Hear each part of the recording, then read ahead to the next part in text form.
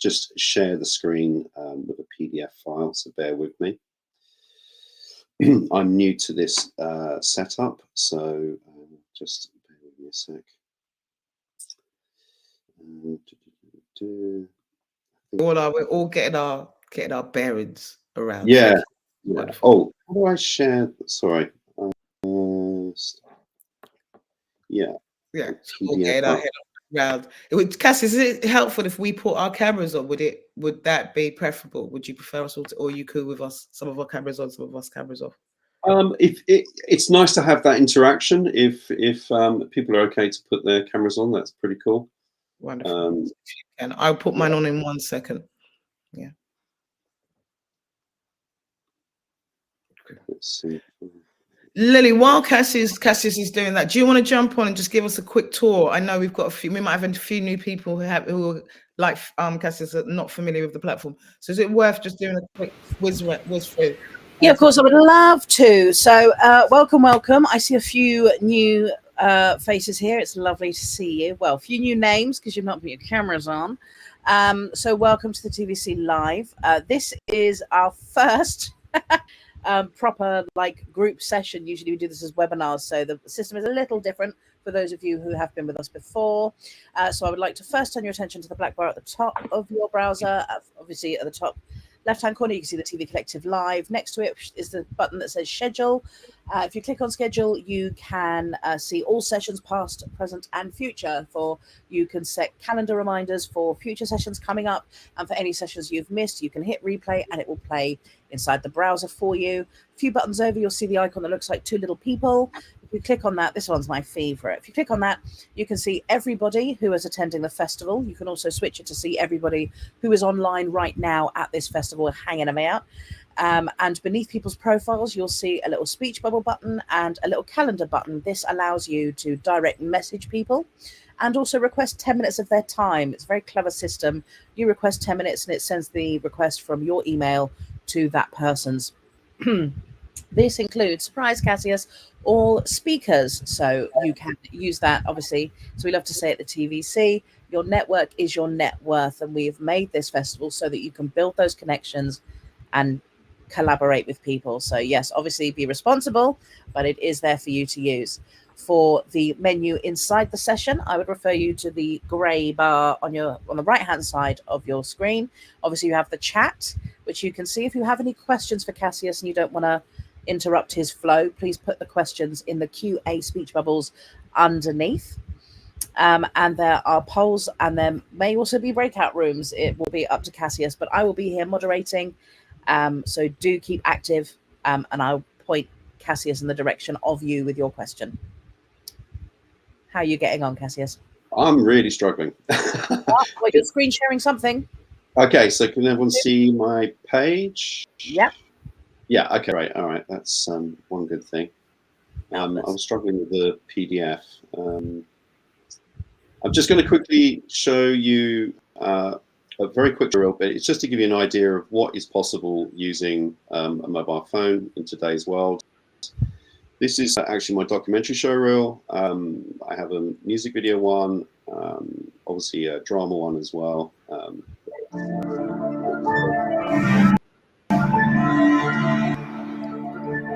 It's very delayed, so bear with me. Can everyone see the screen okay? We can see the screen. Before you start, Cassius, just 1 second. Yeah. Cassius? Yeah. Yeah. It's very, very delayed. Yeah. No problem. What you can do is send your PDF to Lily if that's helpful as well, and she can see if she can sort it out while we're watching. She should have the PDF, the main one. Yeah, she can share it. Yeah. It's something to do with Chrome because I'm not. The Chrome's blocking it for some No reason. problem. So Lily will share it, but we'll watch this video and then Lily will share the PDF, and then you just tell her when you need her to move. She'll be your direction. You direct. Get out of here. All right. Thanks so much. All right, I'll shut up, and I'm intrigued to see this. Let's go. Okay.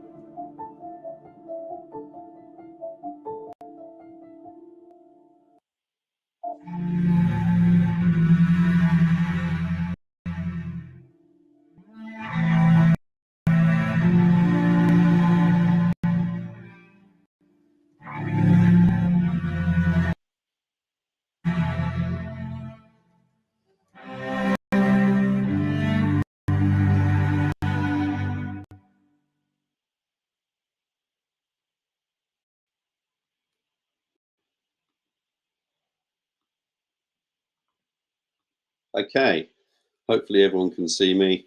Am I back? Hopefully. Just give me a thumbs up. Let me know that.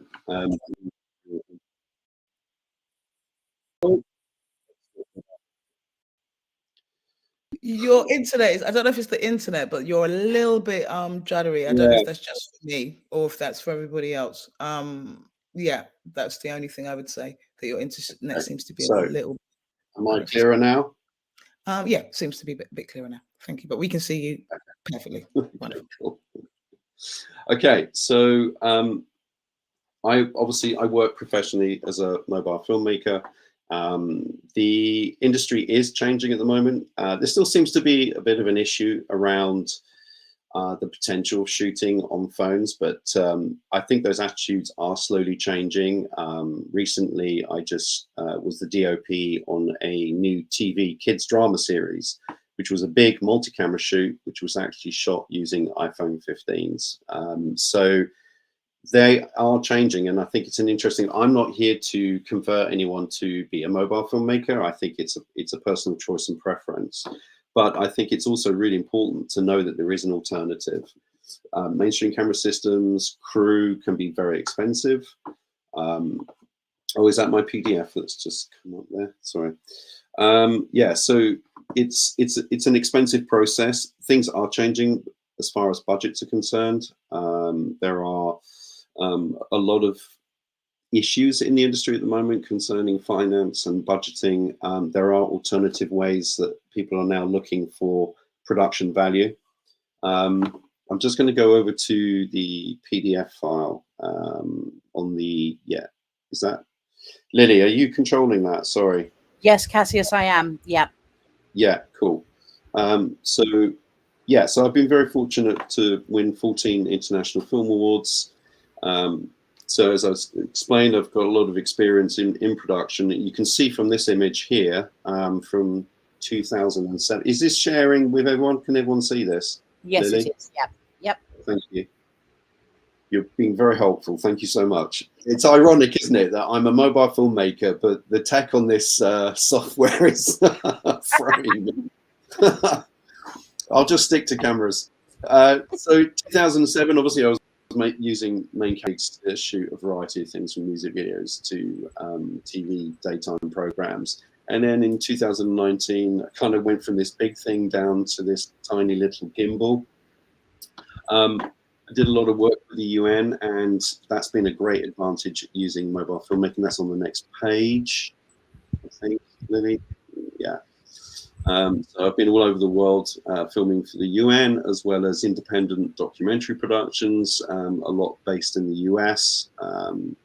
So the main thing is, let's get to the point here, me rabbiting on about myself, is mobile filmmaking being taken seriously by the industry? Well, it's got there. And I think there are some really big filmmakers that have managed to help that happen.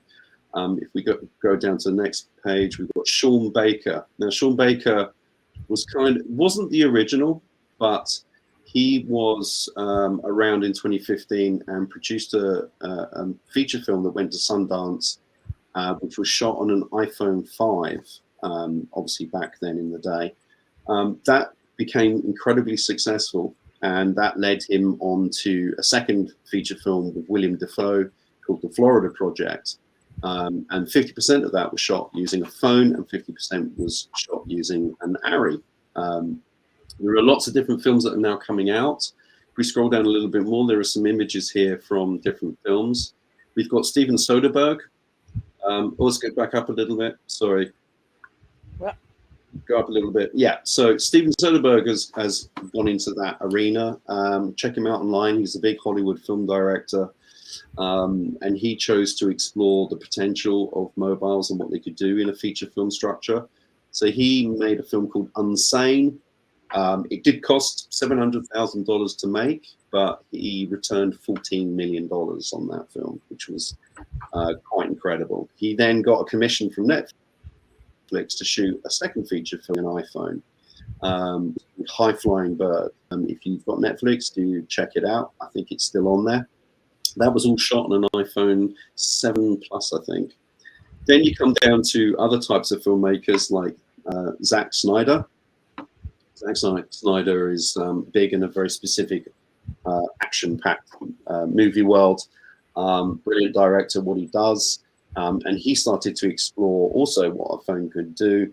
And it has got out that some of the B-roll on Rebel Moon was actually shot using iPhones as well as main camera systems.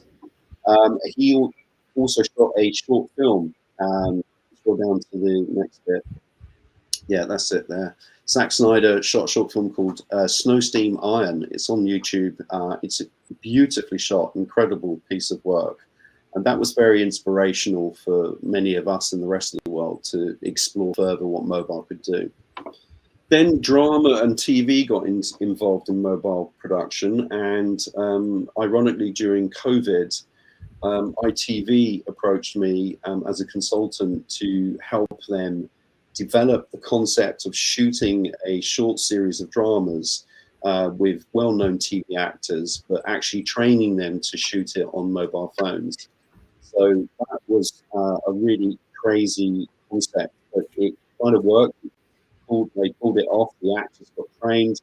It was all done via Zoom, and then they actually shot the content in their own homes, acting out as well as filming, which was an incredible success considering the situation we were all in with the pandemic.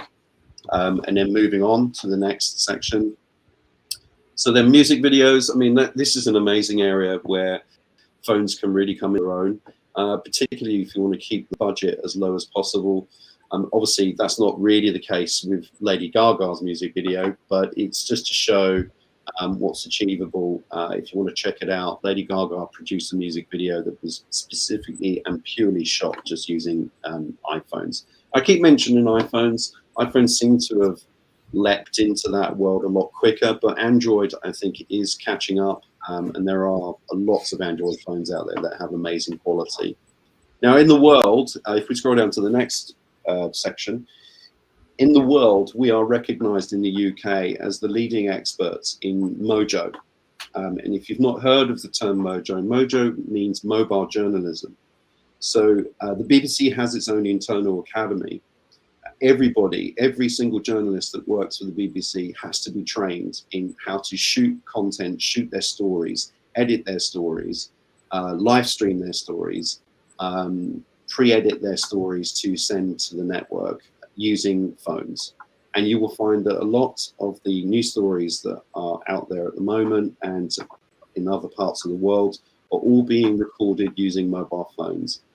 To such an extent that the BBC has its own internal video recording app system that they all use. So that's how much they've been developing it, and they are training everybody in how to do it as well. So it's quite a skill to develop, but we are recognized as being the best at it. So that type of Mojo work is extensive.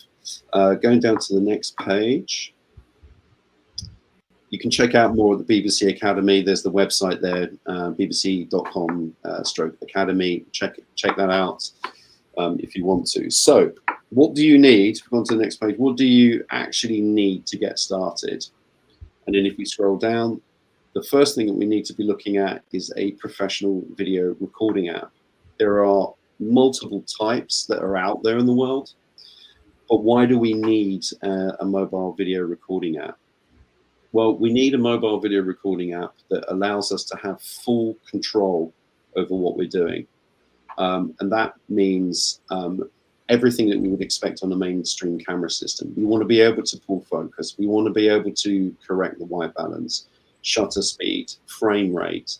We want to be able to shoot in log capture, choose different types of resolutions to record at. So these types of apps allows us full control over our phones. So the most popular one at the moment is the blue. There's a blue image of it there, like a little camera or Insta camera. That is Blackmagic camera app, and that's become the most popular app in the world because they've created it for free. And Blackmagic is a massive manufacturer of broadcast camera systems, and they've now developed a video recording app for people like myself. It's incredible. It's free. Check it out. Download it if you can. I'm not sure if you were preempted to download it, but we'll talk about that specific app a little bit more. And again, because I like the fact that it's actually free, whereas the other ones you have to pay for it or subscribe. But you can explore those options on the app stores yourself. If we scroll down to the next bit. Yeah, training is very important. If you scroll on, there are different places to get training. Can you go into mobile filmmaking without any background skills in camera operating? You can, but it's going to take you longer to learn and understand it. So I would say the most important thing is to go online, find yourself a short course if you've not done it, if you've not had formal production training. If you're coming in this from a different direction, it's really important that you go maybe online, sign up to a short course, learn the basics of filmmaking, composition, framing, how lighting works. These are really essential. It's not something we think about with a mobile phone because we think, well, we just point and shoot. But the point is, the reason I shoot with a mobile phone is that I'm trying to cut my costs. I'm trying to cut the overall budget costs for the commissions that I'm working on. If I'm shooting a documentary, it becomes more attractive. If I can shoot it on a phone, make it look really professional and cinematic without charging the earth for it. So there's, it's basically that balance that you need to think about. But it's very important that you put the same skills into the phone. If we scroll down to the next bit. So apps don't create the magic, you do, but that's why I'm saying it's important that you maintain some basic skills yourself, learning how to shoot with the phone. The app itself is there to help you. All the controls are there to help you, but at the end of the day, it's what you do with it. It's your eye. It's your understanding of the story that you're capturing. If we scroll down to the next bit. So basic workflows, it seems really simple, but at the end of the day, it's a very, very quick process. It really depends what type of work you're doing, recording with a phone. But this is just a quick process. So for an example, I've been on projects where I'm shooting content for a brand. Recently did one for Sony. If we scroll back up a little bit, but the process was, yeah, thank you, Lily. The process was that I only had 30 minutes to shoot, 30 minutes to edit the content, and literally upload it immediately to their various sites that the brand was running, which was really crazy, but a lot more feasible when you're shooting on the phone than it is on a mainstream camera, and then you have to go through the entire process of digitizing, transferring all your footage, going through the edit system and so on. A lot of this was shooting on the phone, editing on the phone, or editing on tablet or iPad, and then literally uploading it to the clients. I'm not saying that happens all the time, but there are occasions where that fast process is required, and that's where mobiles really come into their own. So if we scroll down to the next bit, how can any of us make a living as a filmmaker using mobiles to shoot with? So the key areas of the industry where it is possible to earn a living, like I do as a mobile filmmaker, brand content, as I just mentioned, is a very specific area, but there is work out there through agency and corporate industries.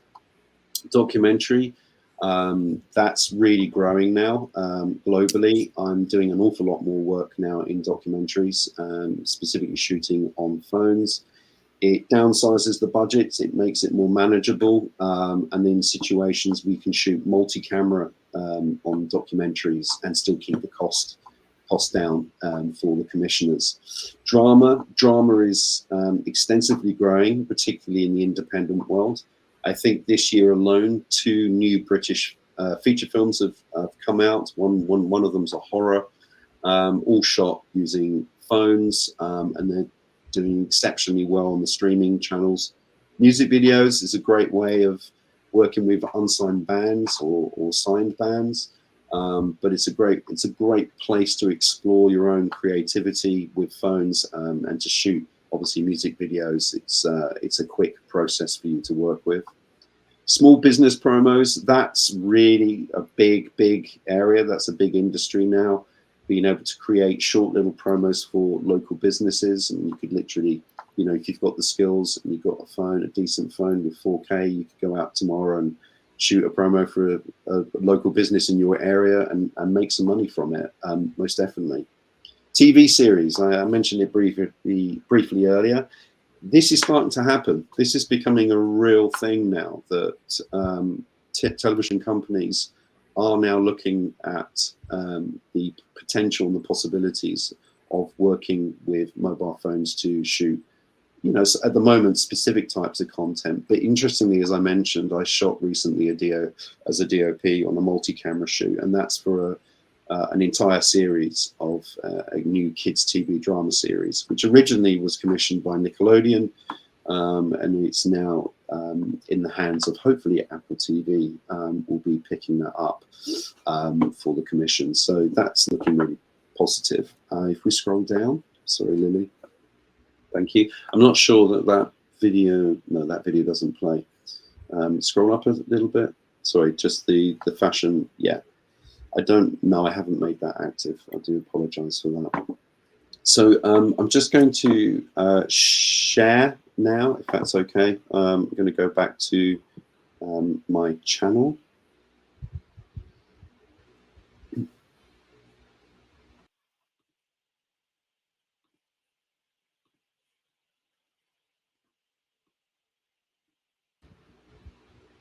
Okay, I'm just hopefully going to get the page up. Sorry, hold on a sec.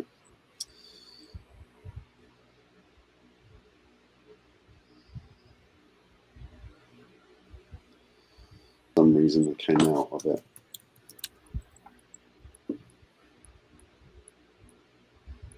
No problem, Cassius, while you're sorting that out. In chat, can people talk how they feel about, I was so surprised by kind of some of those examples. What do you guys feel? Right. Actually, I don't even need to do chat, actually. Cassius, you ready, or are you ready, or should I was just intrigued to hear. I'm having a little bit of difficulty with Wi-Fi at the moment, but it's very slowly loading.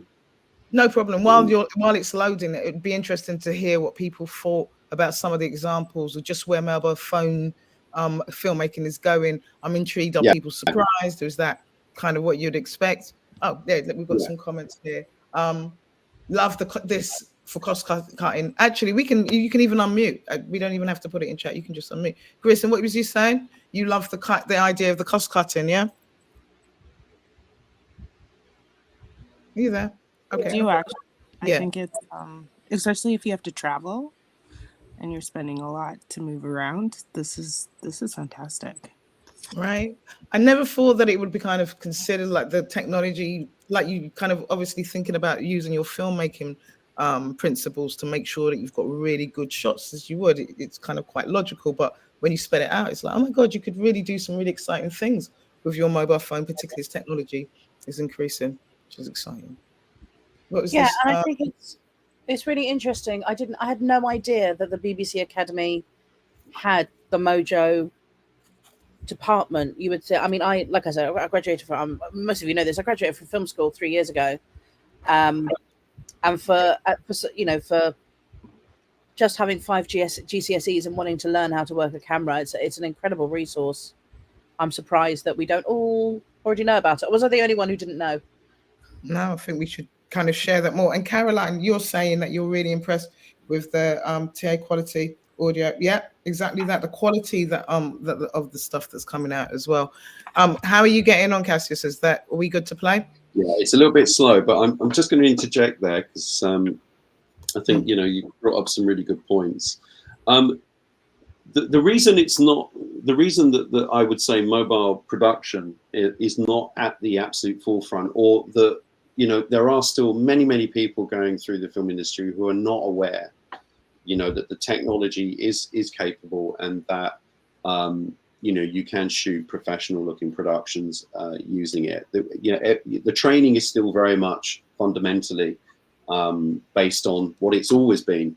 And part of that issue is not a rejection of it or the industry saying, well, no, we don't really want to go down that route. It's more to do with the infrastructure and the sheer cost of infrastructures of production companies and the amount of money that's being spent on, mainstream production and camera systems and everything else that goes with that. I mean, that is a ginormous industry. So it's difficult for someone like me to come in with just a little phone and a gimbal and just say, hey, yeah, we can do all that. And it's going to cost you tiny amounts. So it's been a very slow process. But I think, interestingly, particularly with the film industry, an area that I do work in, this year has been really hard knocks. I mean, it's been really hit very hard. And that has actually pushed film commissioners and investors to potentially look at mobile production being an alternative. So there are a lot of conversations and debates happening in the industry right now this year. And I've been engaged with a lot of those conversations with some very senior individuals in the industry. And it is something that is being contemplated and looked into. So it's a really exciting and interesting time if you want to go down that route. You don't need to, but it's great to have the alternative options of looking at wanting to shoot your film, wanting to shoot your documentary, struggling for months and months and months, if not years, trying to raise the funds, trying to get the commissioners interested. Whereas you could actually pull a small team together, find a small fund, a small amount of money to actually just get it started. Now, recently, I've been pushing and developing a feature film that we're going to be shooting using Sony Xperia phones, so actually Android phones. And we developed a relationship with Sony, and we did a massive presentation at Pinewood Studios 2 months ago to see if they would come on board as investors. But what we did is, off our own back, is that we went out and we called in a few favors, and we got some people together and some actors, and we shot some concepts of a trailer. It's not the official trailer. It's not the final trailer to the film. The film hasn't been made yet. But we wanted to test the phones. We wanted to shoot as well as we could to see what could be done with the phones in a sort of a trailer scenario. And when we presented that at Pinewood, it blew their minds. That was the genuine reaction. And they are now on board as one of our main investors for the feature. And so we've managed to get it to that next stage. Now, if I had done that using mainstream camera systems and bringing in a crew, I couldn't have done it. There's no way I would have pulled enough money in to have done that, to make sure that everything was paid for, all the equipment was hired, etc., etc. But I could using a mobile phone. So sometimes it really helps if you have a pitch deck that you want to present to a potential commissioner. There's no harm in actually shooting some content yourself using your phone, so that it gives them a visual concept. It gives them an idea of what it could look like, as well as the pitch deck. And in some ways, you can save a lot of money doing that. So what I wanted to quickly share with you now is the actual trailer, which is not the official trailer. Sorry, again, there's a delay. Come on. Oh, it's so slow. Again, if you want to send it to Lily and let Lily pay it. Is it up there now? Have we got there it is. Yeah, we've got it. Yeah, fantastic. Okay, so this was off our own back because we wanted to be able to not just use the pitch deck, but also really push the boundaries of what the phone could do. Now, apart from the 2 shots in here that are obviously done on a drone, everything else was shot using a Sony Xperia phone.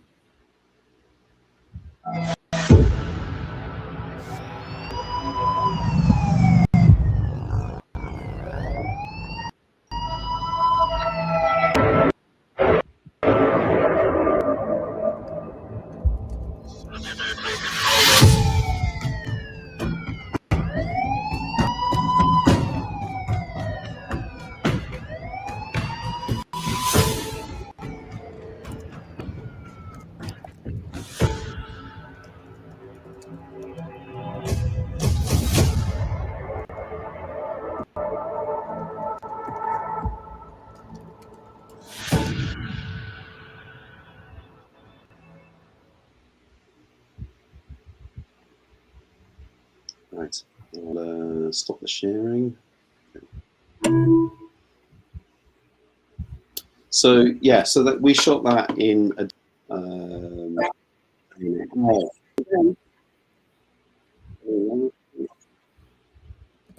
sorry. Yeah, so we shot that in a day and a night. It was a long day, but we managed to pull it together. So, you know, the reason I showed it is just to offer some inspiration that it's much more viable. You know, a lot of people who want to get into film or television, you know, budgets are an issue, and this is just an alternative way to work around that. Would there be any questions in the chat concerning that? Anyone want to expand on what they just saw? I mean, that was mind-blowing.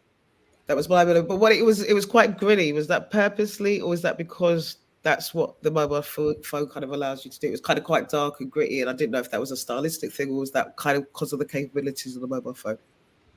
That was deliberate on our part on how we shot it.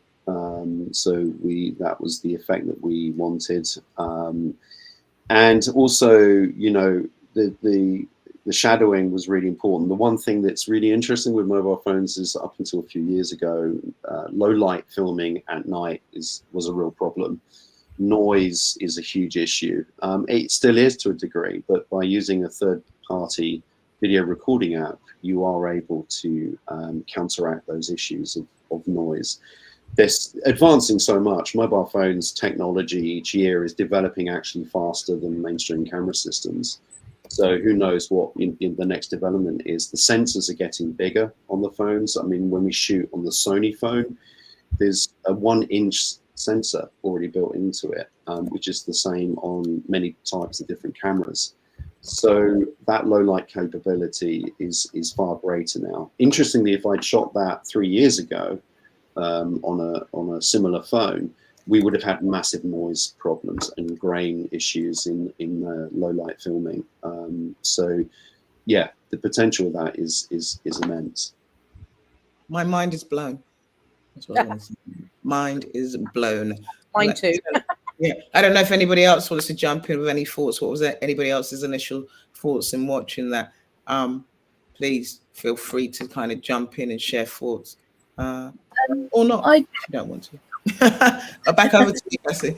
Can I jump in a second? Yeah, Caroline. please. Hi, I'm really sorry I can't get my camera on, so I know it's annoying. Yeah, I mean, mind blown as well by the visuals. It looks incredible. I'm just really interested in the audio question. Like, how do you get broadcast quality audio recorded on a phone? Like, what sort of equipment do you have to plug in?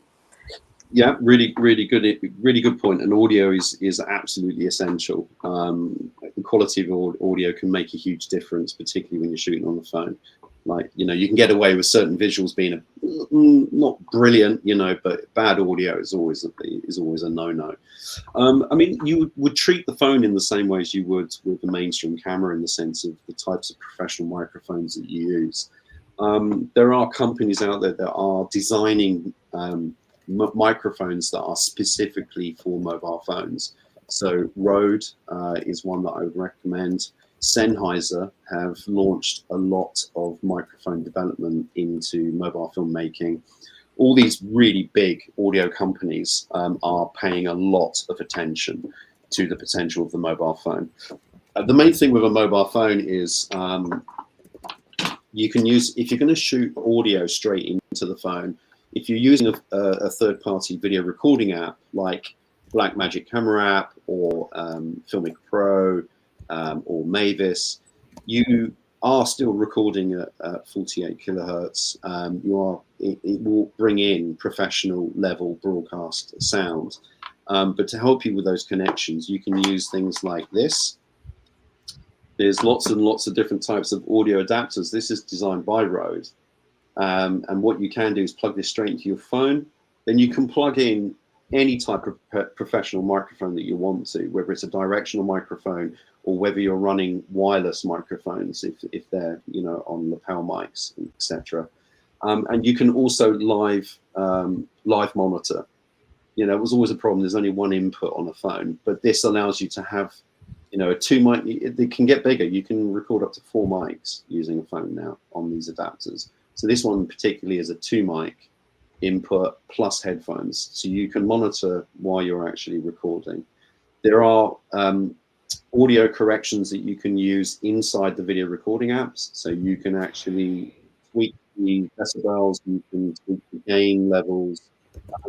Basic, but it's all there.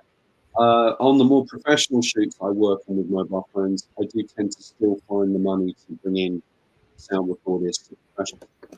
And just like we would stream filming, we would sync and do it all in post-production, you know, in the same way. But if you're working alone or if you're working in a really small team, there's plenty of shoots I've done overseas, all around the world, where I've had to plug in Pro mics straight into the phone. It really depends on the project you're working on, but there are so many options. I hope that answered your question.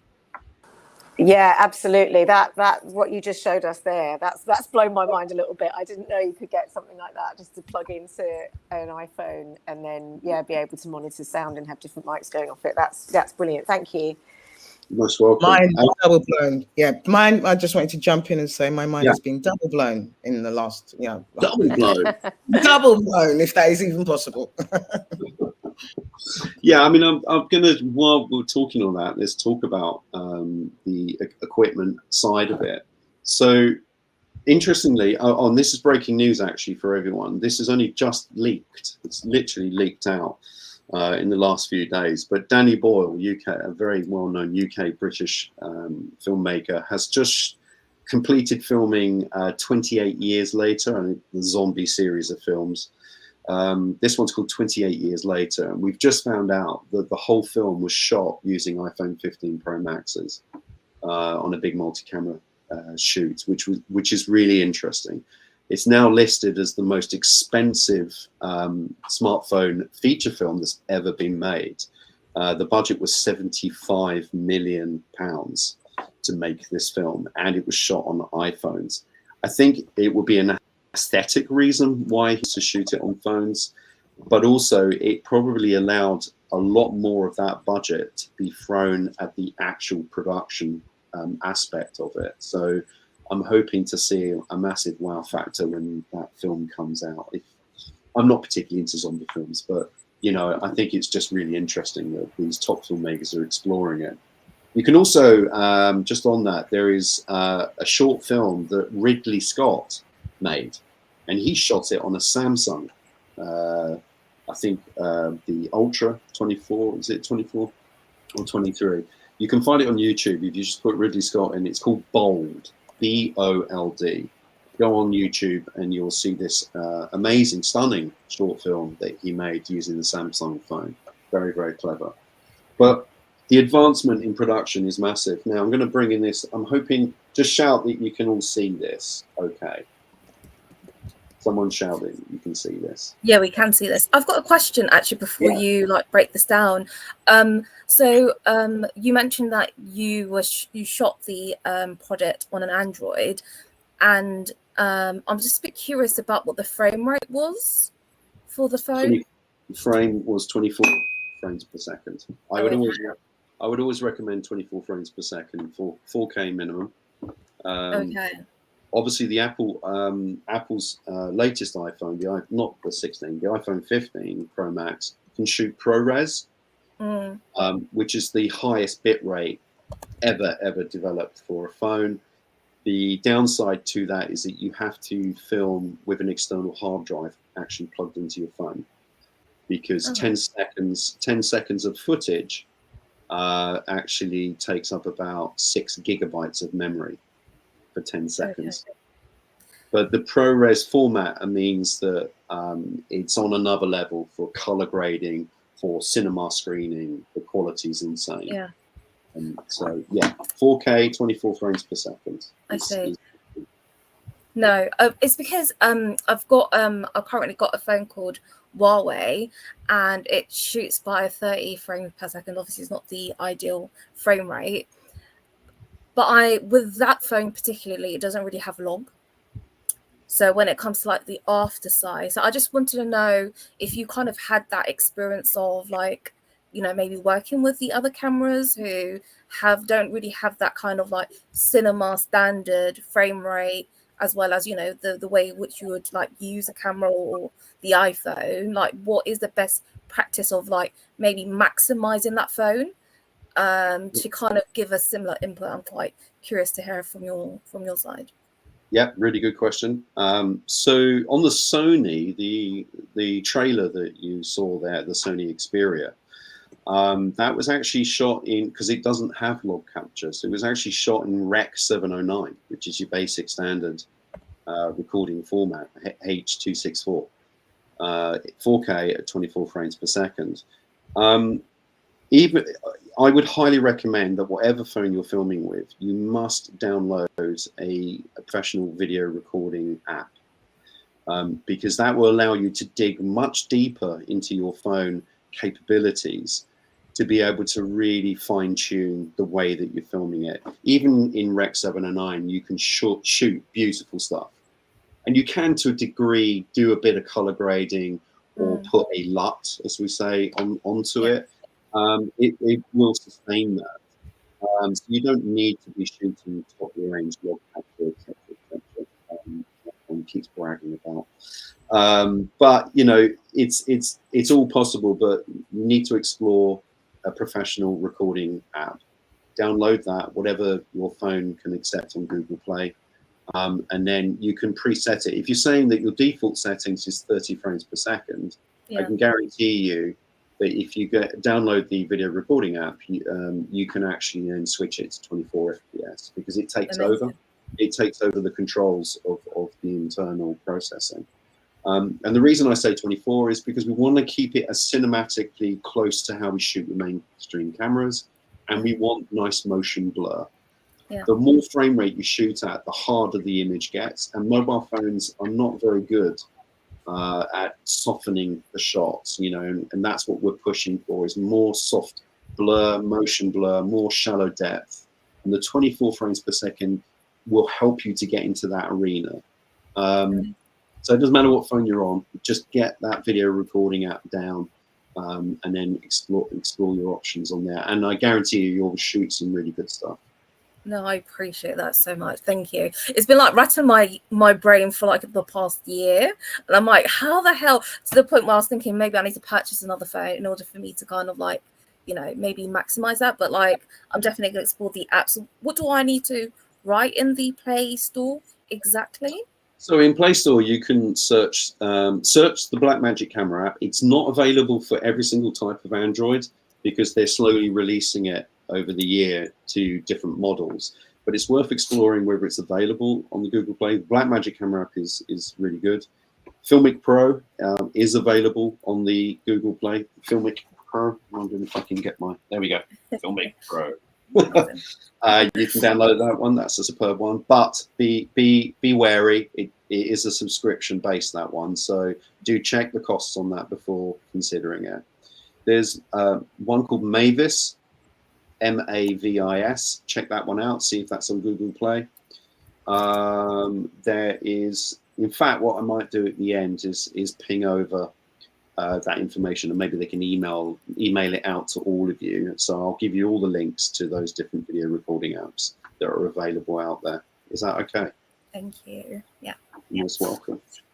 As soon as you get that, sorry, Cassius, as soon as we get that, we'll put that in the resources link. We'll make sure we attach it to resources so it's available for everybody. And also you can play back and watch it again, because this is a little bit mind blowing. You might need to watch it again to let it sink in, right? Do you know what I mean?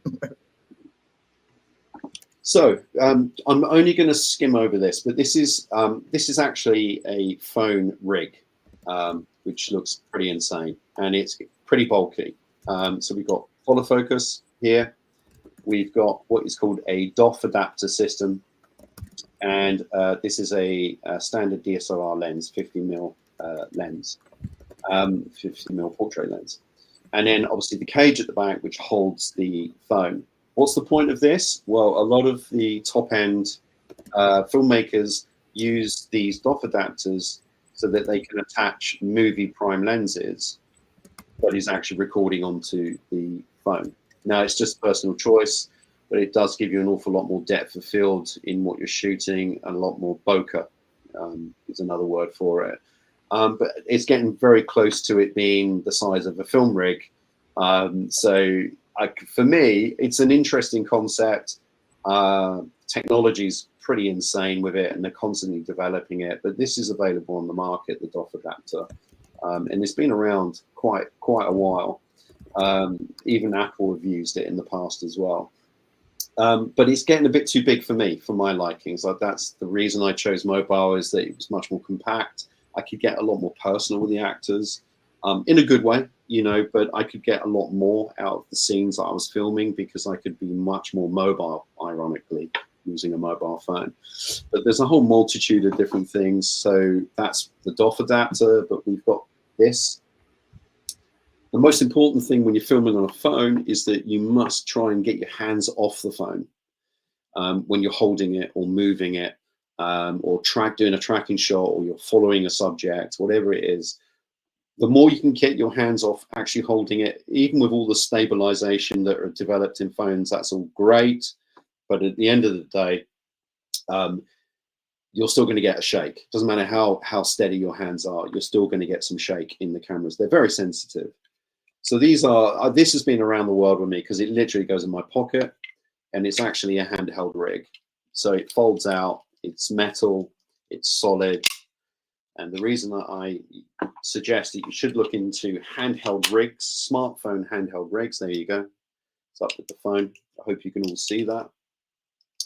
It has cold shoe mounts as well, 1/4 inch threads that you would expect on professional camera systems on the rig. And with the cold shoe mounts, you can attach your microphones or extra lighting, really depending on what it is that you shoot. But smartphone handheld rigs come in a whole range of different things, from really cheap, you know, even on the cheap end, they're really good. They work really well, from £17 upwards, to the more sophisticated handheld rigs. This is a full metal one here. This is fully metal. It's a different type of handheld rig. Then you get these types, which is made by a company in America called Beast Grip.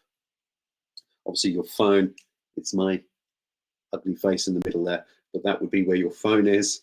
And this is so you can attach external lenses. We can talk about external lenses if you want to in a little bit, but these rigs are designed so that you can attach external lenses that actually fit over the phone lens. So you get more telephoto concept, or you get a wider shot, whatever sort of lens you want to do. So there's a whole range. One of my favorites is this one. And the reason being, oh, I've got it upside down. The reason being is this. What's this? So this is used for an ND filter. It's absolutely essential, even shooting on a phone and using a professional video pro app. You need to, at 24 frames, you need to shoot with an ND, obviously outside. Neutral density filter, as you would with a main camera system. You would basically, this goes over the lenses, attaches on, so you can then shoot with the correct frame rate, the correct exposure levels, like putting a pair of sunglasses on your phone. People don't really think about that with a mobile phone, but it does need it. If you're going to take it to that serious professional level where you're fully manually controlling how you're recording, you will need to use an ND filter. The main reason is that ISO is very, very sensitive on mobile phones. And the rule is this: you must keep your ISO number as low as possible, the lowest number possible. Now, fixing that and then filming outside, you'll find that everything's bleached out. So that's why we use an ND filter, and then it will give you the correct exposure. If you go to my YouTube channel, which is Go Make Films, maybe Lily could quickly type that in the chat, while I could do it myself as well. If you go to Go Make Films, I have got a whole ton of example, demo, tutorial videos that will show you about low light filming.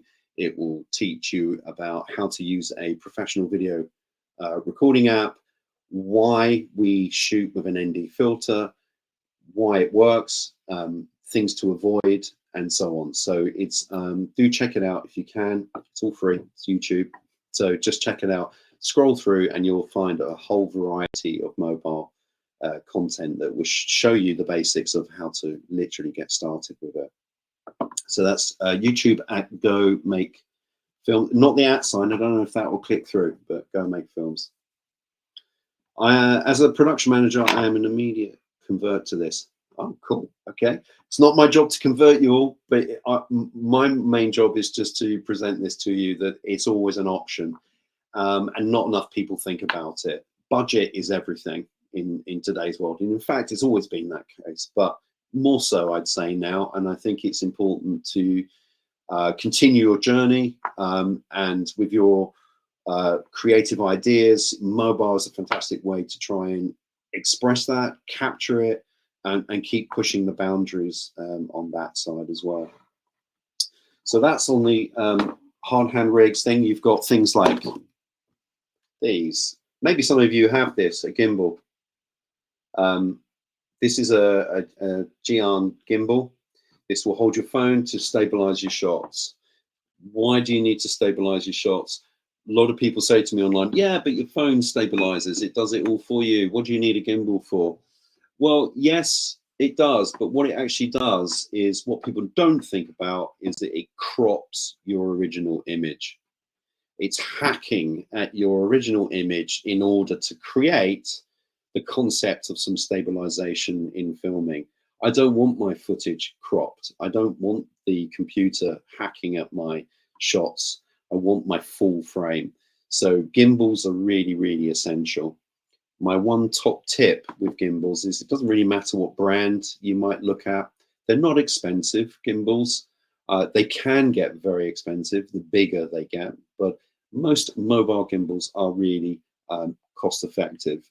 The one thing you must look out for if you ever think about buying a gimbal is the weight, capacity weight that it can carry.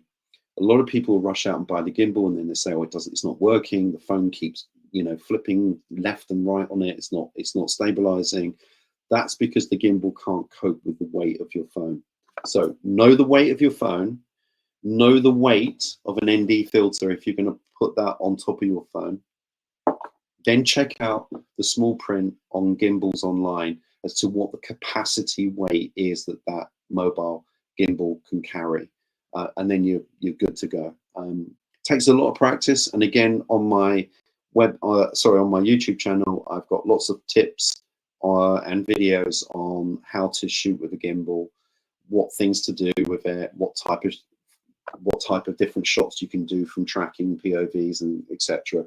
So and crane shots and all sorts of different things. So do check that out as well.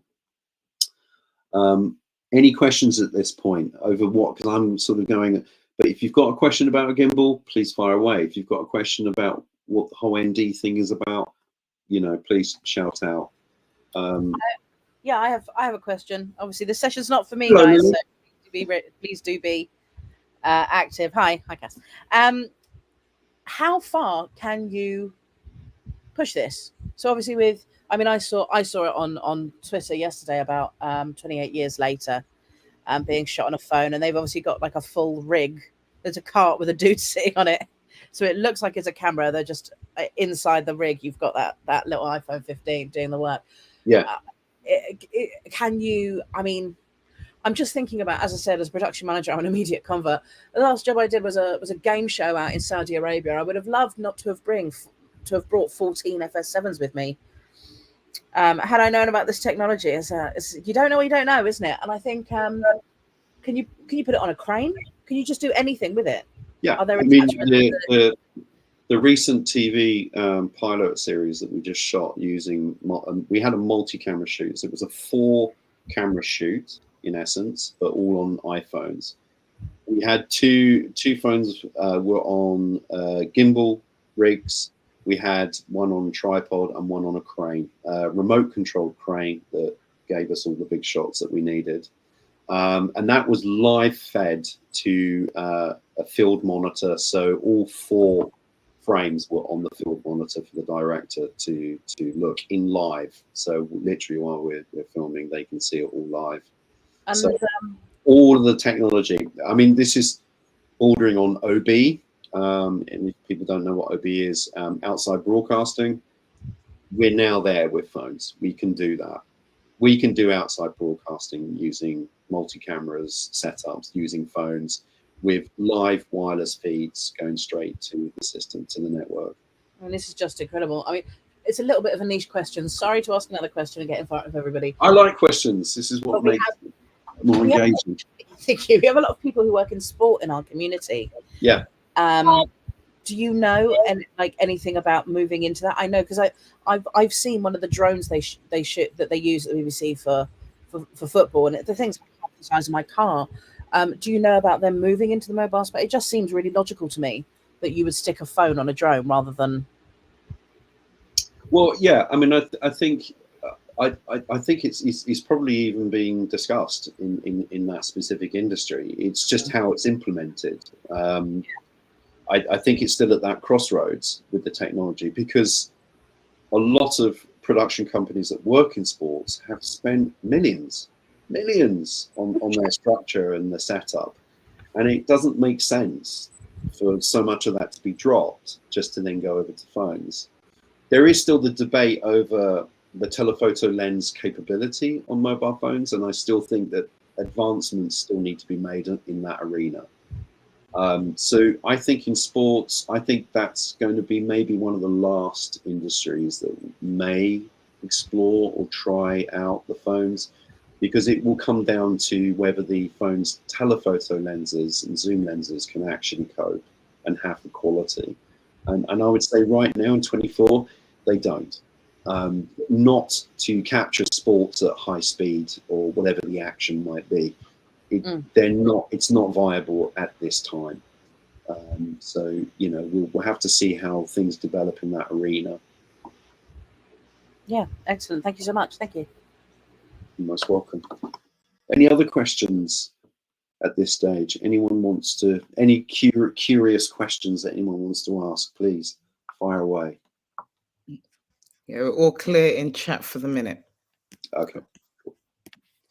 So I was just going to show you some of the sort of typical little wireless microphone kits that we use. So we have this here. This was actually invented during COVID. It's a fantastic little concept. So it has two wireless microphones that you can just clip onto the people or hide it on them. It comes with the dead cats, the fluffy windjammers.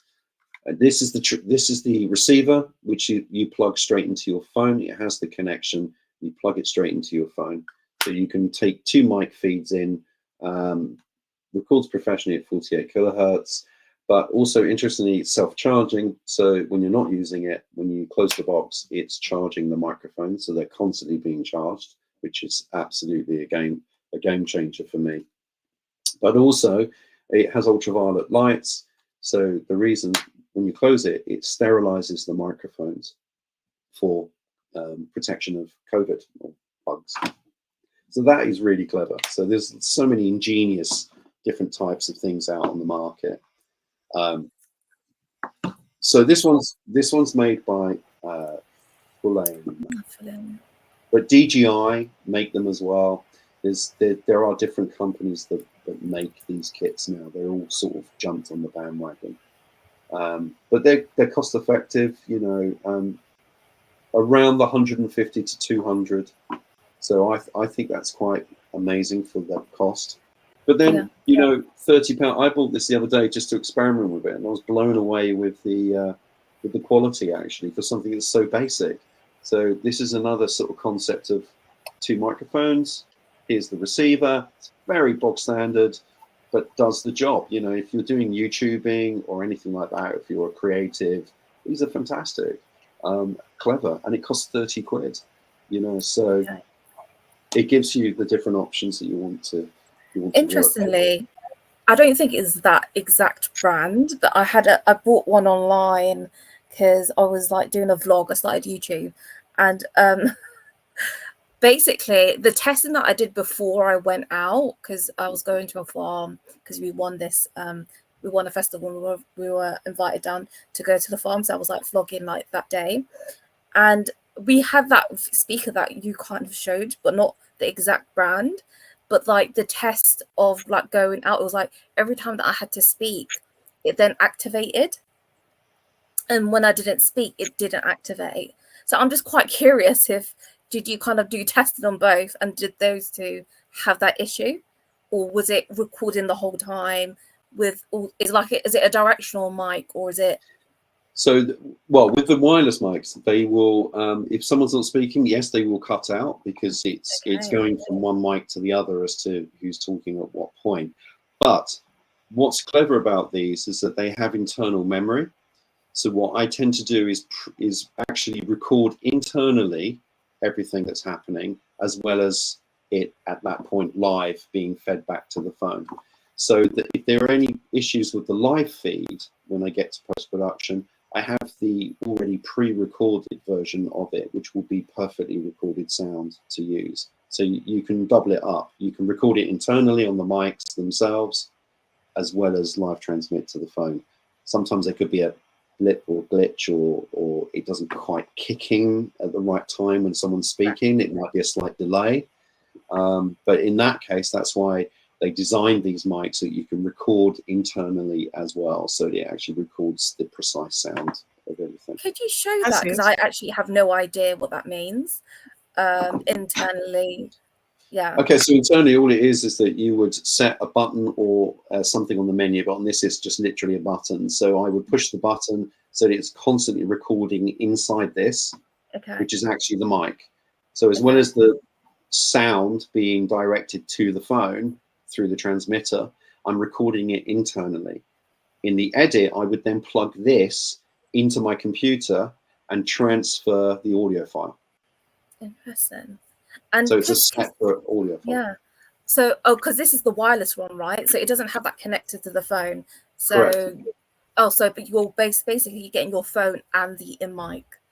Yeah, so I'm doing two audio records. I'm recording internally, as well as recording directly to the phone as well. Oh, that's if there's any issues with the audio on the phone footage, then I have a backup audio recording.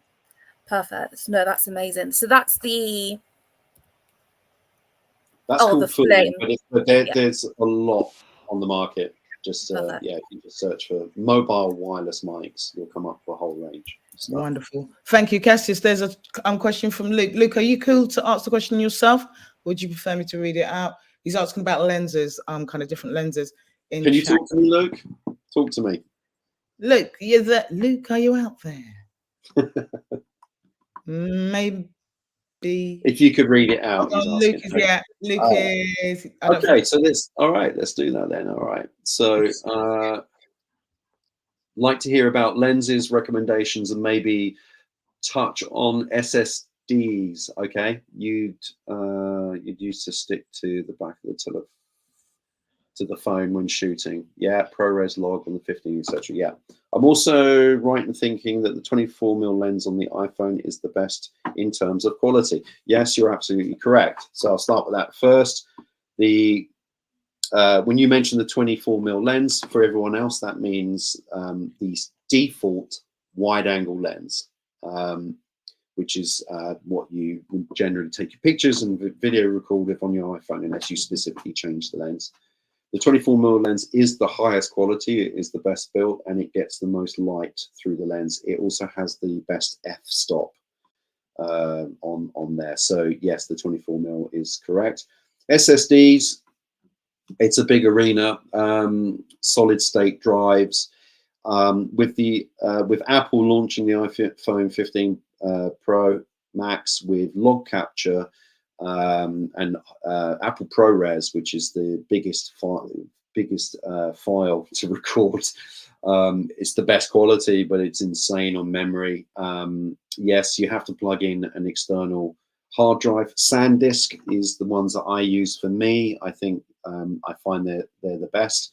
It can differ for different people, but SanDisk for me make the best slimline, lightweight SSD drives, 1 terabyte, 2 terabytes. You need a 1 terabyte minimum to be able to shoot and record with. Even with a 1 terabyte, you'll only get 174 minutes of actual recording. The file sizes are ginormous. I would say there's a downside to doing that recording, obviously in ProRes format, is that the file sizes are so big that many people, if you're editing at home, or if you've got a Mac that you know that maybe is 4 or 5 years old, like mine, it will crash. It can't cope with the sheer size of the videos. It is a struggle.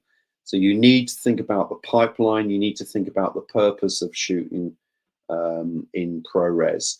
The main reason to shoot in ProRes and log would obviously be for television production or film production. Those are the arenas. If you're shooting a music video, I just generally would not use ProRes. If I'm shooting brand content, I do not need to shoot in ProRes. You know, I can still shoot in 4K at log. Why shoot in log capture? That's so you can fully color grade afterwards without losing any quality in the image. Let me just check over your questions to the back of the iPhone and shooting ProRes. Yeah, so recommendations on on a handheld rig. I mean, you can either attach a holder. So that's what I do on mine, is I have a holder on here, and I can attach my hard drive to it, and then it will plug straight in. You can get these. I would always recommend, if you're going to shoot ProRes, you need to get a splitter like this. So this allows me to connect 4 different things to my phone at the same time. So I can still plug in my audio. I can plug in an external hard drive, and even an external power bank, you know, if you're filming outside all day. So it's great to have this is what you're going to need, because if you rely on one thing, you can't plug anything else into it. So this sits on top of my cage, and I Velcro it, to be honest, to stick on, plug it into the phone, and then I've got 4 options to plug in all the other things that I need to. It can get a bit crazy. I hope that answers your question. Was it Luke? So yay or nay, if it helps. I think there was a question about lenses. There was, I think, included in that was about lenses. Well, he mentions the 24mm lens. I've already said cool. that is the best quality lens on there. Brilliant. Yeah. Wonderful. Okay. Yeah. Okay. Yeah, that's it on that. Okay, cool. Any other questions? Anyone thinking about getting into mobile filmmaking and production? Or maybe you're already exploring it. Maybe you've had some hiccups in that area and you want to look at some solutions to any problems that you might have had. Or maybe you're just now considering getting into that arena. So far we've talked about hard drives, we've talked about handheld rigs, types of gimbals that can be used, ND filters. If you want to know more about ND filters, just shout. We've talked about some audio connections, how you can record separately as you would on a professional shoot, to plugging it directly into your phone. Oh, latest message. That was great, thanks. You don't add any third-party zooms or similar. Okay, see the shot and yeah. Well, that goes into the arena of whether you use a DOF adapter like this, which you can then add prime lenses, whatever prime lenses you want to add. You can. I think with the latest phones, I think that the development of external lenses is becoming more and more unnecessary. So right here, I have a telephoto lens that was made by Carl Zeiss. Used to use this all the time when I was back on an iPhone 8 Plus. I have no need for it now. Not with the development of the telephoto lens on the latest iPhone and the latest Android phones that I use. They're advancing so much quicker that this is becoming more and more unnecessary to do. And also, when you put these lenses over your phone lens, you need even more light to get the quality and to get it through the actual barrel of the lens. So you have to double up on everything, and it just makes life a bit more complicated. I wouldn't really, if you've got a newer phone, I wouldn't recommend buying external lenses. I think at some point in the near future, they're going to become redundant because the technology is just continuously advancing. On the iPhone 15, the ×5 telephoto isn't very good in low light conditions, but in daylight conditions, I've been really amazed at the quality. So I hope that answers your question about that. Cassius, I've got a question. What would the budget be for somebody kind of starting up? Kind of what would you expect to spend in terms of getting all the right kind of equipment needed to okay, no, that's a really good point. Lily, I don't know if you could help me there. There was a file that I sent with yes, two PDF images of examples. So one on a phone and one on a main camera. Is this the basic equipment recommendations? No, it's just two separate images of a picture of lots of different equipment. You might not see it. Was it in one of your PDFs? Yeah. Okay, let me share this and we'll find it. Sorry to throw a question. I'm sorry, but it'd be interesting. And I think what's really interesting is and particularly, I'm not sure how many people are using mobile phones, but it's definitely something to consider if you're trying to make content and you're trying to find ways to get it out there or to kind of raise funds, right? It's considerably, it sounds from what you've been saying, it's considerably less in terms can be quite economical in terms of trying to raise funds. You have to raise less funds and there's some kind of activity. Oh, wonderful. Did you find it? Oh, brilliant. Well, we can hold on to this bit very quickly. This is obviously for everyone understanding the f-stops. It's really important that you know on your mobile phones because they're fixed. So that is more of a challenge. Of course, on a mainstream camera, you can change your f-stops accordingly to the type of light that you're filming in and the exposure you needed. But obviously on mobile phones, if you scroll down a bit, you will see that the lenses are fixed. So your wide angle might be an f1.8. Means you can't change that, which is another reason why an ND filter over the lenses is really, really important, because it's the only way you can control the correct exposure levels. And if you scroll down again, I think there's a sample of the Samsung. This is just a Galaxy as an example, but there the aperture is 2.2 or 1.8 and so on. So you need to keep that in mind when you're looking at phones or upgrading your phone. It's important to understand what f-stops there are on the lenses. But the two samples I had, I'm just going to see if I can maybe share it my end, Lily. Give me a sec. Yes, I'm sharing that. And it would also be good to get some kind of guidance. I don't know if it's just a YouTube jobby, but are there any kind of course? And obviously following you goes without saying. But where else can we get resources in terms of starting our journey or kind of improving in that area? Any advice around that? Sure. Can everyone, Simone, can you see this image? I can see this image. I can. Yes, I can. Okay, so this is I can't. what I'm lying to you. No, I can't. Sorry, I can. I know I can't. You need to read something about your browser. I think there's something going on with your browser. Lily, can you read that? I haven't got my glasses. No. I think it's just the web browser of this meeting, if I'm not mistaken. It says Oh, thank you. Is it sharing? Can anyone see this? You're sharing your screen inside, so we could all see us twice. Oh, okay. That's not so if working. it's on a different tab, when you go to share, it should open up inside Google Chrome. It will show you all the different tabs. Yeah, it's not. It keeps jamming me. No problem. No problem. What if we can't share it? No problem. We can put it in resources. Some of those files, it's not very well listed, but I definitely sent it. No problem. We'll find it and we'll put it up in resources afterwards. Can you just kind of talk us through roughly just give us a rough comparison of the two in terms of cost between like what you would need to kind of have a full kit? So the cost I put a broad cost on there, but it can vary greatly because not many people buy their phones outright. So I kind of costed it on the fact that you would buy your phone outright, just to really show the extreme differences in costings, and the extra bits that you need. I mean, with the phone, I don't actually buy my iPhones. I upgrade, like many people do, and I get, you know, and I'm on a contract, so I'm paying it per month, to actually pay it off.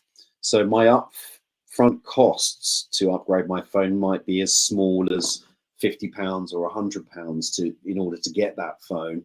Obviously, over a period of a year or 2 years, of course, it's going to cost a lot more, but you're kind of breaking that down into monthly costs that are more manageable. So in that sense, it's cheaper, you know, to shoot on a phone. But the cost differences in the basic setups was, I think, £2,700 to have all the basics you needed to shoot with your phone, which included a gimbal, hard drives, if needed, sound, handheld rig, ND filters, good quality ones, etc. The equivalent to that in a mainstream camera system came in for the basics, and you don't even get a gimbal or anything like that with it because they're a huge cost, was £8,500.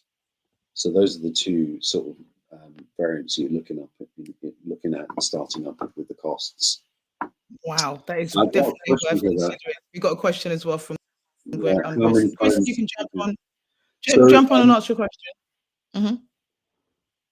I'm sorry, Grayson, are you there? You can just jump in and ask your question if you want. I am. I was just wondering, like, because you said for documentaries, I was just wondering, how many cameras would you do for a multi-camera shoot in documentaries? That varies. I've been on many documentary shoots where it's a single camera setup and it's just literally the one phone. In that situation, always have a secondary phone with you as a backup if anything goes wrong with your main phone. But I have worked on other documentaries where we've had up to 6 phones filming. I even worked on one project in London and New York at the same time. How does that work? Well, basically, we used a system called Frame.io, which we downloaded into the phone, which meant that we could send proxy files live to New York. So I had a camera team in London filming and a team in New York filming all at the same time. And we could communicate immediately via our phones and show each other our actual video clips to talk through what needed to be corrected or what needed to change. So there are just so many options available. So there's different ways. Yeah. I hope that answers your question. I mean, you can shoot, you know, a documentary on one phone. Depends on your budget, or, you know, as many as you can get hold of. But of course, the more phones you've got, then of course the more operators you need. And with more operators you need, they need to be skilled up, even if they are and trust me on this, I've worked with a lot of fantastic, highly skilled, highly experienced camera operators who have never shot on a phone before in a professional setting, and they will ultimately always get it wrong until they've got the training to do it, because it behaves completely differently, and they tend to treat it like a mainstream camera. And unfortunately, it doesn't behave like that. So you could end up with all sorts of problems on a multi-camera shoot if no one's been skilled up to actually do that, even if they're from the industry. So those are all the different things you might have to consider. I was looking, okay, thank you for that answer. That was perfect. I was also wondering, I quickly jumped onto BBC's Academy, and I couldn't find their course on the mobile journalism. Is that gone? Oh no, you won't find the course on Mojo, because you have to apply through the journalistic. Okay. It's not open. Do you know? It's not open to the public as such. It's an internal academy that trains everyone that starts employment at the BBC are offered the training. All journalists have to do the training, but all new trainees or apprenticeships or whatever that start to work for the BBC can be offered the mobile training from the academy, but it is internal. So do you know of another course that would be equivalent to that? Well, you can always check out my course on Domestika. Okay. I have a course for mobile. It's called Mobile Cinematography 101, and that's on a website called Domestika. I know that site. Perfect. Thank you so much. Oh, you're welcome. Fantastic. Any other questions? Any other questions before we wrap up? Yeah. No, I think listen. most of us are mind-blown. I like talking. So no, listen, I don't think it's that, Cassius. I think use me for any information you want. I think it's not that. I think people are slightly mind blown in terms of. I think that I think we all thought we were going to get a picture on like how to use filters to make our Instagrams look pretty, and to realize that there's a kind of a whole world that's emerging. And I think it's really exciting, particularly in this downturn, where there is a kind of question about jobs that you know there's an opportunity to be really creative, and you maybe even finding yourself as a niche as a mobile filmmaker, or using your mobile film in documentaries, for argument's sake, could be a real good way to kind of pivot in this moment. So I'm equally mind blown and inspired. Mm-hmm. I'd like to highlight economically, yes, we are in a real downturn at the moment, and every industry is affected, and that includes the charity sector. But what the charity sector needs is content. The only way they survive, and the only way they're going to get the donations and the funding, is that the public are fully aware of everything that they are doing. I do a lot of work in that arena. I shoot a lot of short stories with medical missions overseas. The only reason that happens is because it's so cost effective for the charities, you know. So I would say this is an incredible time to be working in mobile, because you can offer services, professional services, to small scale charities, to larger charities who just don't have huge budgets anymore. They just can't justify the cost. But you can come in there, and as long as you're getting your own wage, whatever that might be, there isn't a huge amount of additional cost involved. Do you know what I mean? It's a case of just you working with that charity directly and using your phone to shoot the content that they desperately need. So it's an exciting time in that sense. It's depressing, you know, economically for people, but it's also an exciting time to. Can I just add to that? Can I also add to that? In terms of like, because you talked about small businesses again, who are not necessarily social media savvy, who want to be able to get their messages across, being able to kind of go in and saying that you can shoot promos or do stuff for them with using your mobile phone. It's endless. I think it kind of feels like the only thing that's kind of is limiting is where you can take your mind, right, in terms of what can be done with a mobile phone in terms of capturing content. So it's hugely inspiring. I'm hugely inspired. I've got a question just before you wrap this up. It's based around, I've got two questions. So one's about the ND filter specifically, and do they kind of differ for mobile phones, as in the brand? I'm but curious about that. And then the other question, actually, I'll ask the other question after this. Okay, so you're talking about, I mean, the thing about ND filters is really basic. Online, you get good glass and you get bad glass. And this is the thing. ND filters can actually be really expensive, really expensive. You know, some of the glass I work with will cost me at least £300 for literally that, which is crazy. It shouldn't cost that, but that unfortunately is what they do. I would say, as a ballpark figure, cost-wise, to get decent quality glass that's going to really work well for your phone, you need to be looking at least £50 for a piece of glass. If you see something online and it says, oh, ND filter or VND, which means a variable ND, which means you can change it as you can change the actual exposure setting on it. £10, you know it's going to be really crap.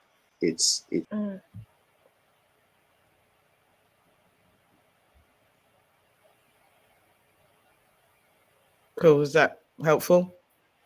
Not quite sure. Sorry, it froze from my end for a couple of seconds. It did as well, but I think that the idea that £10 is kind of, you know, that's pretty. Perfect. Yeah. 50. Yeah, don't go for that option. Okay, so that's the bit where it froze. So yeah, okay, yeah, no, that's good to know. So go for £50 like minimum, and then that should be good glass. Yeah, okay. So cheap glass will end up making your images look a bit green. Yeah, and that's a nightmare. You know, you don't want that. So yeah, you need to be looking at around the £50 margin on a budget to get not amazing glass, but reasonable glass to work with that's not going to mess the color of your footage. Yeah. I'm actually quite curious about your start out. So you being like, you know, doing this phone like filmmaking. So Yeah. I'm actually quite curious like how you ended up like selling to like brands or organizations to be like, you know, I want to film your stuff. You know, this is kind of like, I guess, pitch to them, but someone with like kind of going for a separate niche. And yeah, I'm curious how you kind of like went about like pitching that idea. But I say, but before you answer that, that's a really important question. I'm mindful that we have another session starting at 1, but before you mind, so general advice, if you want to kind of start pitching yourself as a mobile phone documentary maker, filmmaker, what advice? How and who do you pitch yourself to? So what advice would you give around that?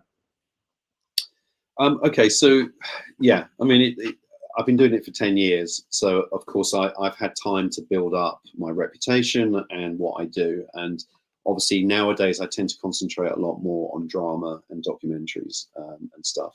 But brand content is important. It can be a good earner, and a lot of filmmakers work in that arena. It is a case of you've just got to start shooting content. You've got to. That's the point of the phone. Shoot content, keep showing it. One way that it worked for me for brand content is if there was a brand I was really interested in, whatever the company would be, I would try to shoot something around that brand, and then tag them, push them, ask them questions, and sometimes they actually did respond, and they just say, you know, what is this you shot? It's really interesting. What did you shoot it on? So that's one way in. But I would go personally. Another thing that I did is I went to really small brands.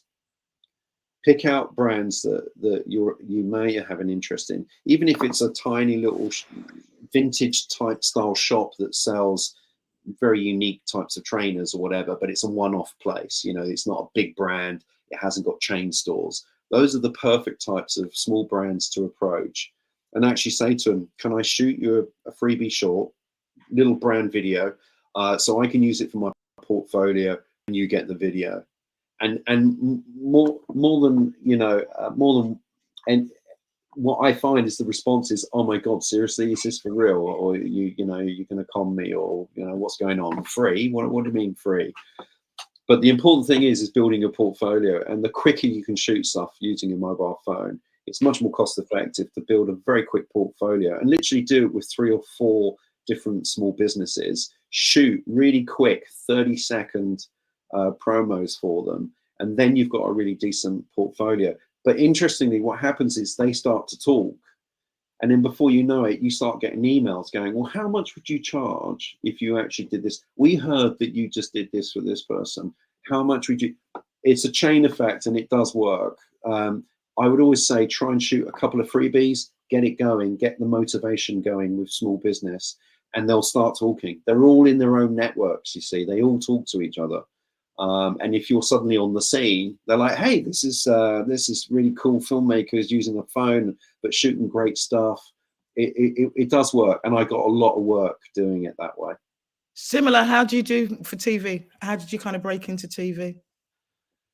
Well, darling, I have been around a long time. To be honest, that is contacts and networking, and it, you know, I had already been working for 15 years in it, so I already knew people that I could approach and contact. But was it any easier? No, because 10 years ago everyone said I was insane to go and shoot on the phone. You're destroying your career. What are you doing? But if you're a researcher on AP, or you're working on a current production, or you're in that space, what would that conversation look like? Would it be just like can I shoot some stuff on my phone and see what that looks like, or making suggestions? I'm just wondering how you can introduce. That's doable. That's doable, yeah. And that's doable, and it does happen. Yeah. It most definitely happens, and I do see it. Most definitely happens in that arena, that people are shooting more and more on the phones, particularly if it's with the main channels, ITV and the BBC. Channel 4 are really into it as well. In fact, I trained a whole team of people at Channel 4 to shoot, and they were AP researchers, and I trained them how to shoot on their phones, because they were having to find alternate ways to capture the content that was needed, and a cheaper way of doing it in different parts of the country. It's out there. You just got to push yourself, and you've got to start building a portfolio as quickly as possible, using a phone, if that's what you want to do. Exactly. You got to just do it. It's like you don't become a writer. You just are. It's like you just there's no excuse to not do it now. It's in you. I call it cinema in your pocket. It's in your pocket. And I grew up in, and I'm not going to go on, bang on about how old I am, but I grew up in an era where it was impossible to get a hold of a camera, because we were still shooting on 8mm. And then suddenly it was VHS tapes, and it was bloody awful. It was horrible. So we didn't have a good start. But now, you know, there is no reason to be shooting stuff. I mean, I film every single day of the week because I have a phone. There's no reason to not be. Wonderful. I mean, I hope you guys are suitably inspired, even if it's just kind of a thought. You got a project in your mind and you were trying to work out how you're going to realize it, and you thought the budget, and you've got to raise monies. Really consider mobile phones, I suppose. This is, I mean, Cassius, thank you so much. You kind of spoke to the purpose of this festival, to inspire people to get up, get out there. The industry might be in a downturn, but it doesn't mean that we have to be, in terms of getting our content out there. So really think about grabbing some of this technology. Follow Cassius online, you know what I mean? Follow his socials. I've known Cassius. It's amazing. This conversation is, I remember doing this session. My son was about 8 or 9 and was completely mind blown. I wish he was around, because I'd show you him now. He'd probably blow your mind. He's 17 now. But, you know, him out there, he wants to do wildlife film documentaries. So using that mobile phone to capture stuff. So thank you for inspiring us. We're in about 15 minutes at 1 o'clock with our head of CDN, Miranda Wayland, who's going to be telling us about her new plans for her in the new job. Also, I think she's got a big announcement, which is quite exciting. So I'll see you guys in 15. And Cassie, thank you. I know we're going to be calling you back again. We're going to have to definitely call you back again live as well. Do it live as well. Sorry, we just wanted to make sure many people can get to it. But it was fantastic. All right. Yeah, all right, no problem. Cool. See you guys soon. Thank you, everyone. See you shortly. Good luck. Bye. Enjoy. Thank you so much.